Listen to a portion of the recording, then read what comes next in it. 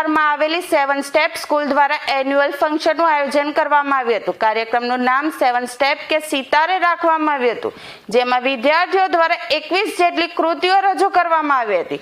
બાળકોની અંદર રહેલું ટેલેન્ટ બહાર આવે તે માટે કાર્યક્રમનું આયોજન કરવામાં આવ્યું હતું। આ કાર્યક્રમમાં 25 થી વધારે વાલીઓએ પણ ભાગ લીધો હતો। નર્સરીથી ધોરણ 12 સુધીના ગુજરાતી માધ્યમના 500 થી વધુ વિદ્યાર્થીઓએ ભાગ લીધો હતો। વિદ્યાર્થીઓને ઇનામ વિતરણ પણ કરવામાં આવ્યું હતું। આ ઉપરાંત વિદ્યાર્થીઓનું સન્માન પણ કરવામાં આવ્યું હતું। કોમલ શાહ, પ્રિન્સિપાલ 7 સ્ટેપ સ્કૂલ। વાર્ષિક ઉત્સવનો કાર્યક્રમ છે, જેમાં ગુજરાતી મીડિયમના નર્સરી થી 12 ધોરણ સુધીના બધા વિદ્યાર્થીઓએ ભાગ લીધેલો છે।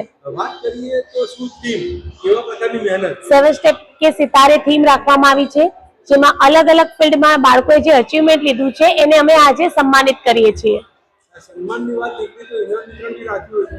અમે આજે ઇનામ વિતરણમાં 7 સ્ટેપમાં જે કાંઈ ટેલેન્ટેડ સ્ટુડન્ટ છે, જેને બોલીવુડ ગુજરાતી મૂવીમાં એક સારું એવું કામ કરેલું છે, પ્રતિભા મેળવી છે, એમનું તો સન્માન કરીએ છીએ। આ સિવાય સ્ટેટ, ડિસ્ટ્રિક્ટ અને નેશનલ લેવલ સુધી રમેલા અમારા જે ખેલૈયા છે એમનું બી અમે આજે સન્માન કરવાના છીએ। ખેલૈયાની વાત કરીએ તો ખાસ સિદ્ધિ કઈ હમણાં મેળવી?